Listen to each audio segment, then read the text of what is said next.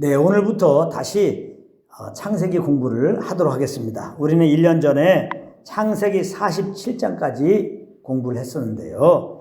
오늘은 창세기 48장 1절부터 4절까지 말씀을 공부하도록 하겠습니다. 먼저 1절을 제가 읽어보겠습니다. 2일 후에 어떤 사람이 요셉에게 말하기를 내 아버지가 병들었다 하므로 그가 곧 두 아들 므낫세와 에브라임과 함께 이르니, 이렇게 말씀하고 있습니다. 여기 오면 2일 후에 이렇게 시작하고 있는데요. 여기 2일이라고 하는 것은 창세기 47장 20절부터 31절까지 나오는 일을 말하는 것입니다. 야곱이 죽을 날이 가까웠을 때 요셉을 불러서 자기가 죽게 되면 애굽에다가 장사하지 말고 조상의 묘지에, 즉 가나안 땅에 장사해달라고 부탁을 했습니다. 그때 요셉이 그 말을 듣고 아버지의 말씀 따라 행하겠다고 약속했는데 그 일을 말하는 것입니다. 그 일 이후 1절은 어느 날 요셉이 그의 아버지 야곱이 병들었다는 소식을 듣고 병문안 차 그의 두 아들 므낫세와 에브라임을 데리고 야곱에게 왔다는 내용입니다. 그리고 2절은 야곱이 그의 아들 요셉이 왔다는 소식을 듣고 힘을 내어 침상에 앉았다는 그런 내용입니다. 어떤 사람이 야곱에게 말하되 내 아들 요셉이 내게 왔다 하매 이스라엘이 힘을 내어 침상에 앉아, 이렇게 말씀하고 있는데요. 여기 보면 힘을 내어 침상에 앉아 그랬습니다. 힘을 내어 침상에 앉아.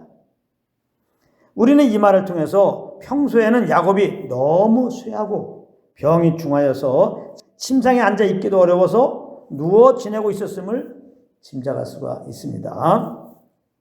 그런데 요셉이 왔다는 소식을 듣자마자 야곱은 갑자기 힘을 내어서 일어나 앉았다는 것입니다. 그러면서 3절 4절에 보면은 야곱은 기다렸다는 듯이 요셉에게 이런 말을 합니다. 그러니까 이 말은 야곱이 죽기 전에 요셉에게 꼭 전해주고 싶었던 그런 말인 것입니다. 굉장히 중요한 말이 되는 거죠. 자, 무슨 말을 했는지 제가 읽어보도록 하겠습니다.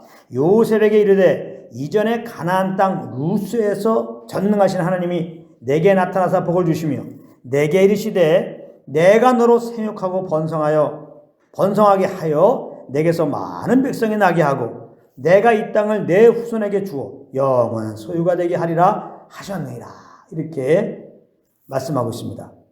이 말씀은 야곱이 형 에서를 피해서 외삼촌 라반이 살고 있는 하란을 향해 도망가던 중에 루스, 즉 베델에서 하나님부터 들었던 말씀입니다.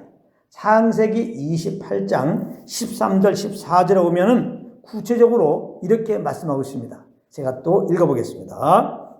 또 본즉 여호와께서 그 위에 서서 이르시되 나는 여호와니 너의 조부 아브라함의 하나님이여 이삭의 하나님이라. 내가 누워있는 땅을 내가 너와 내 자손에게 주리니 내 자손이 땅의 티끌같이 되어 내가 서쪽과 동쪽과 북쪽과 남쪽으로 퍼져 나갈지며 땅의 모든 족속이 너와 내 자손으로 말미암아 복을 받으리라, 이렇게 말씀하고 있습니다.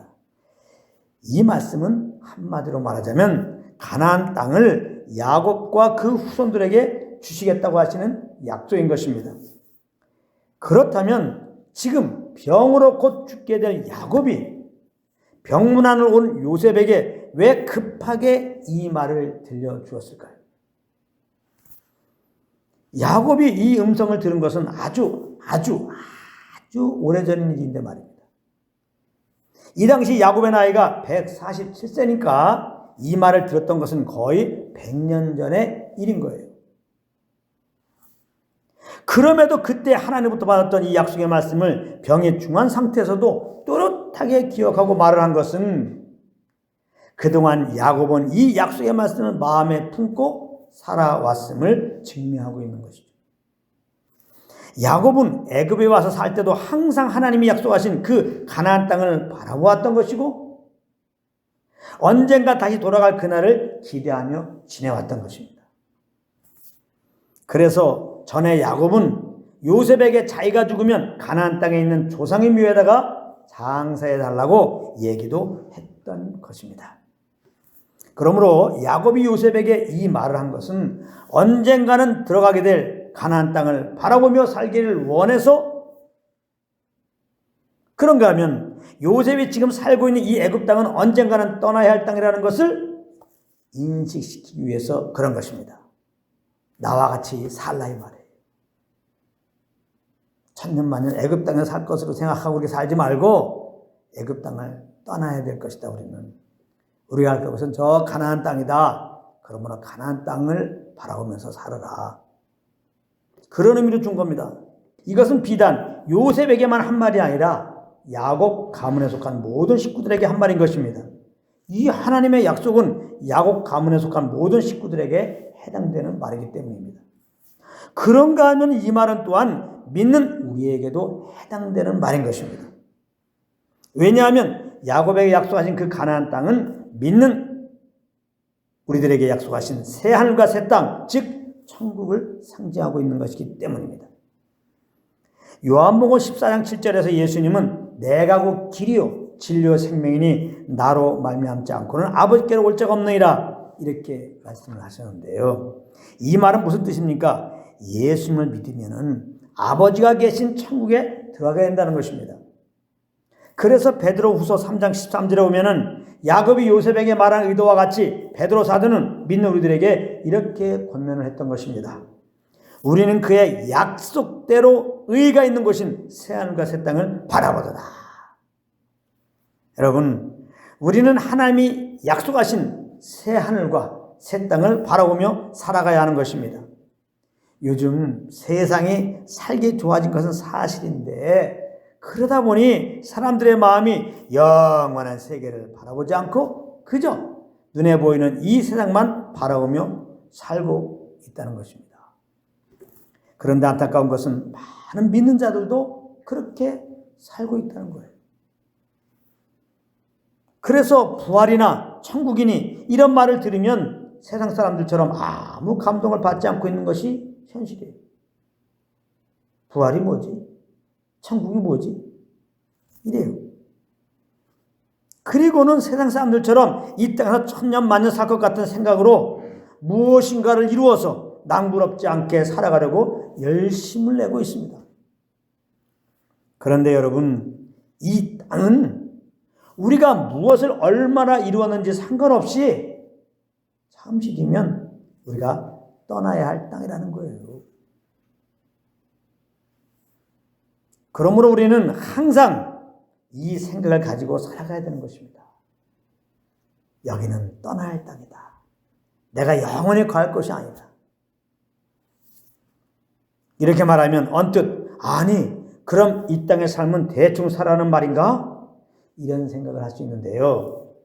여러분, 우리가 언젠가 이 땅은 떠나야 할 땅인 것을 생각하며 산다는 것은 다른 말로 말하자면 언젠가 가게 될 천국을 바라보며 산다라는 말인 것입니다. 세상 사람들이 왜 이렇게 이 땅에 집착해서 어떻게 하든지 돈을 많이 벌려고 하고 이왕이면 큰 집에 살려고 하고 될 수 있으면 무엇인가 자기 이름 석자를 알리려고 열심히 사는지 아십니까? 천국에 소망이 없어 그런 것입니다. 이 땅의 삶이 모든 것이라고 생각하고 있으니까 절대 남에게 지지 않으려고 한 치의 양보도 없이 그렇게 앙다웅 싸우면서 서로 물고 물리면서 처절한 삶을 살아가고 있는 것입니다. 그러나 어차피 그렇게 열심히 살아도 사람은 때가 되면 한 번 죽는 것입니다. 그리고는 어떻게 됩니까? 다 하나님 앞에 탁 서서 지은 죄에 대하여 하나님의 심판을 받고 영원한 불과 유황못으로 떨어지는 것입니다. 그래서 영원한 고통 가운데 사는 거예요. 이 일이 실제 일어나게 되는데 세상 사람들은 이것을 모르고 있으니 참 안타까울 뿐입니다. 그런데 믿는 우리들은 어떻게 됩니까?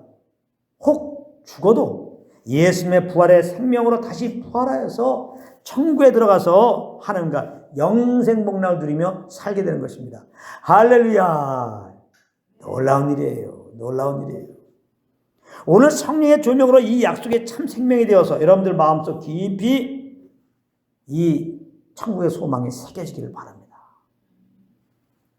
이 약속된 천국 소망을 바라보며 살 때 이 땅에서의 삶도 진정 행복하게 살 수가 있는 거예요. 굉장히 중요한 말입니다. 사람들은 다 행복하게 살기 원하잖아요. 믿는 자들 마찬가지입니다. 어떻게 하면 행복하게 살 수 있을까? 천국 소망을 바라보며 사는 게 행복한 거예요. 그렇기 때문에 예수 믿지 않는 자들은 예수를 꼭 믿어야 되는 거예요. 예수 믿지 않고 행복하며 살 수 있는 길이 없어요. 예수 믿지 않으면은 그 죄로 말미암아 심판받고 영원한 지옥불에 갈 그 형벌을 생각하면서 항상 슬프고 항상 두려워요. 꼭 예수 믿어야 됩니다. 그런가 하면 예수 믿고 구원받은 자들은 천국 소망을 가지며 살아야 돼요. 절대로 예수 믿고 구원받아도 천국 소망을 가지고 살지 않으면요, 이 땅의 삶이 결코 행복하지 않습니다.